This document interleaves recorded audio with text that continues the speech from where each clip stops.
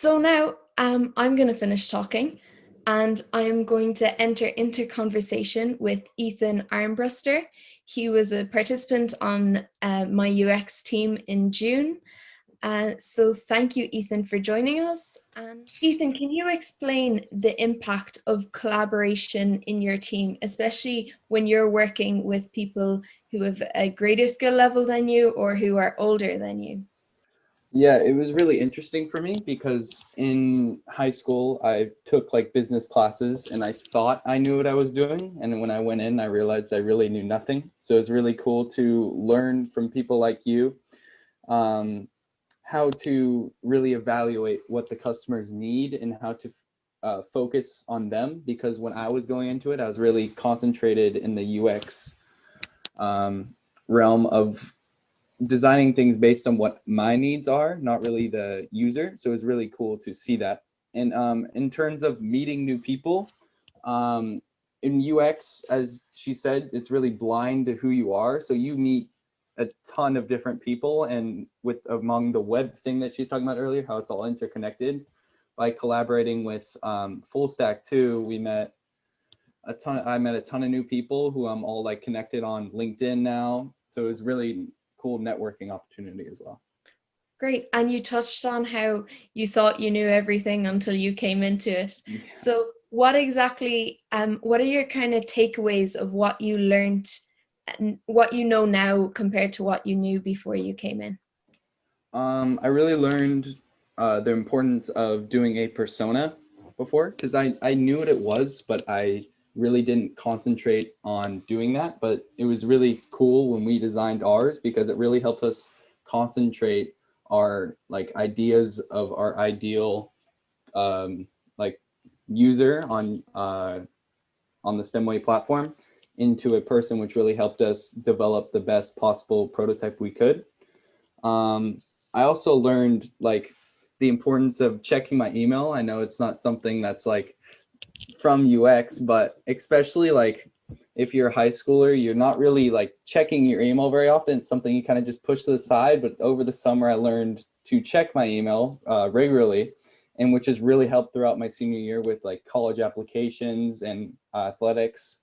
Um, that was cool. And I also learned conducting like how to conduct customer interviews, because I've done it before in like high school, and it's just always really awkward because you're not asking the right questions. You're kind of just asking yes or no questions. But I really learned how to probe and ask the right type of questions to get the good answers that we needed.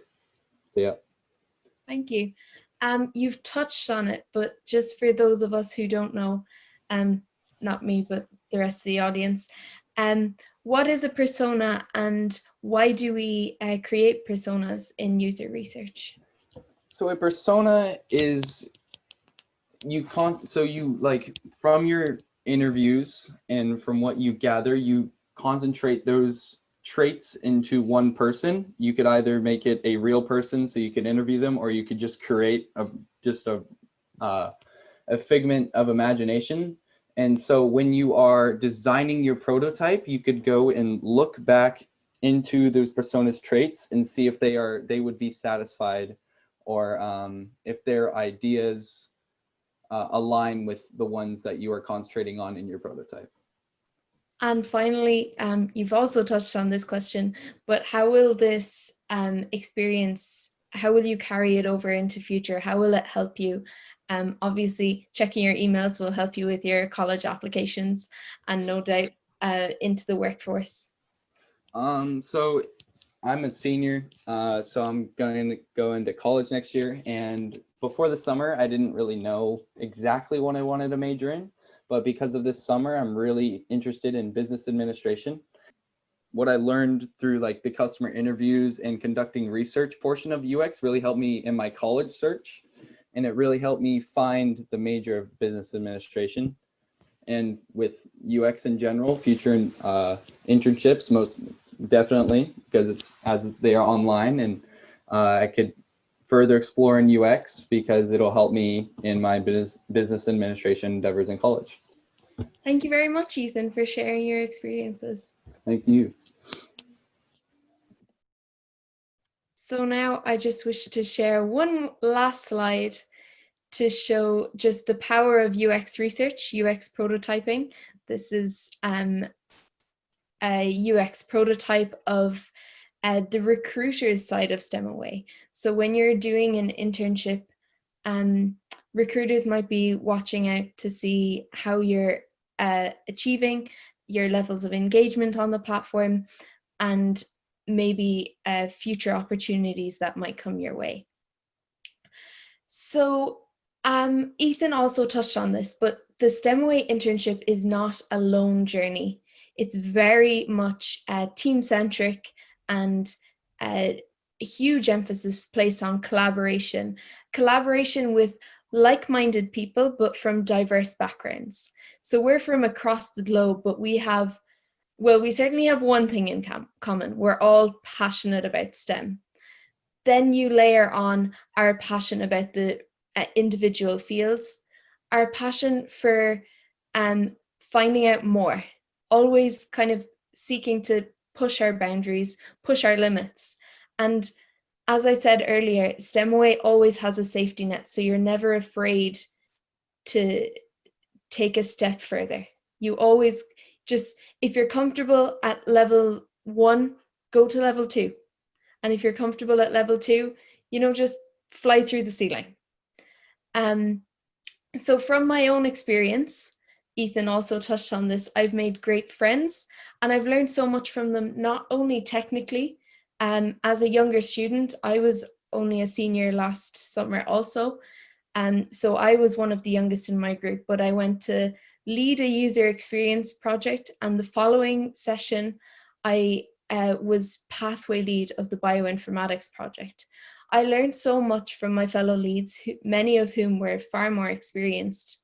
But I also learned from them technically and in the soft skills approach.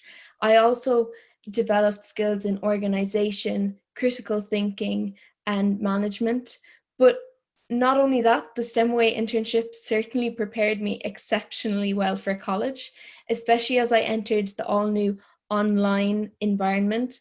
I had an extra edge with skills in time management, online collaboration, and motivation, well developed after partaking in both the June and July sessions. So I hope that you can get a taste of this this evening, this morning, this afternoon, and that you may allow that interest to develop over the year.